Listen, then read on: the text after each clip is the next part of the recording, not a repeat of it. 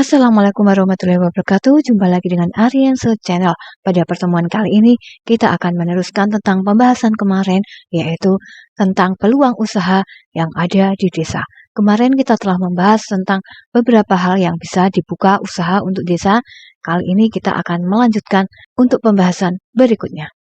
Kita langsung saja dengan jasa servis motor. Nah, motor itu sangat banyak sekali peluang usahanya di desa, karena setiap rumah itu memiliki yang namanya motor. Nah, setiap motor itu pasti ada masalah, pasti ada suatu saat mengalami kerusakan. Nah, bagaimana apabila rusak? Pasti akan diservis. Nah, jasa yang paling tepat adalah kita membuka jasa servis motor. Kita harus mempunyai skill, misalnya kita bisa bersekolah di STM atau SMK dengan teknik otomotif ringan. Nah, dengan seperti itu, setelah lulus kita dapat membuka usaha servis motor. Nah, selain jasa servis motor juga bisa melakukan dengan kerajinan tangan asli di desa.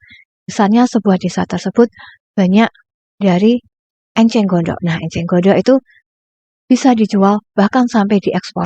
Dengan di kerajinan dibuat tas-tas ataupun tempat-tempat baju atau kerajinan yang bisa dimanfaatkan.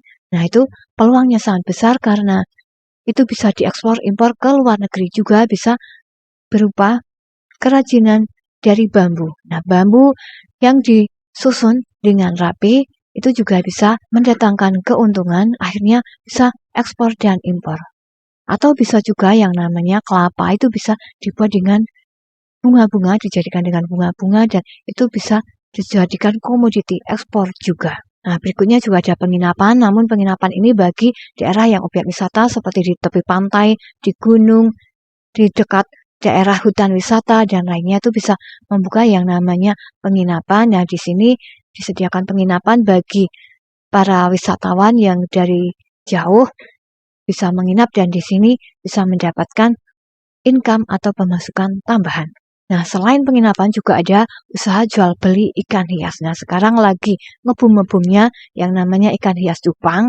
Banyak sekali sedang dibudidayakan dan harganya bisa bersaing, dan di sini bisa dijadikan sebagai penambahan pendapatan juga. Selain itu juga ada lobster air tawar. Ini dijadikan untuk pendapatan tambahan, yaitu dengan memelihara, karena kandungan protein dari lobster ini sangat tinggi dan dapat dibudidayakan tidak perlu dengan lahan yang luas. Dan pasar untuk komoditasnya juga sangat laku di pasaran dunia seperti Korea, Jepang, Singapura, dan lain-lainnya. Ini bisa untuk ekspor dan impor. Ini sangat menjanjikan ya bagi yang usaha-usaha di daerah, di desa-desa. Berikutnya juga ternak lele. Nah, lele sepanjang jalan itu banyak sekali yang namanya pecel lele, atau di rumah magan itu banyak sekali dan bisa dijadikan untuk penambahan income kita. Dengan menernakkan lele-lele itu, mereka dapat mengambil ke kita. Nah, itu juga salah satu untuk penambahan income pendapatan di desa-desa. Juga selain itu juga adanya laundry. Sekarang semakin sibuk masyarakat dengan pekerjaannya, maka dari itu kadang masyarakat sudah merasa lelah, sudah merasa capek untuk pekerjaan rumah.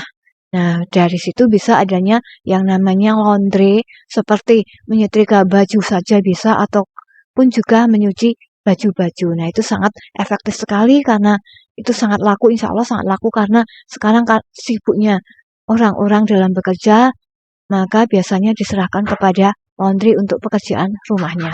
Nah, selain itu juga ada bisa membuka jasa bimbingan belajar. Ini bagi anak-anak, adik-adik kita yang masih di SD, SMP, mungkin di sekolah belum memahami yang namanya pendidikan atau masih kurang jam pelajarannya, maka dapat dibuka bimbingan dan adik-adik kita bisa mendapatkan pendidikan tambahan dan mereka dapat mengikuti pelajaran di sekolah dengan lancar.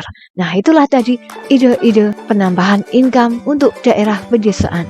Nah, semoga dapat bermanfaat. Yang penting jangan menyerah, tetap berusaha, tetap berjuang. Insya Allah ada jalan, yakin. Nah, semoga dapat bermanfaat. Saya Airi, banyak selamat maaf. Assalamualaikum warahmatullahi wabarakatuh.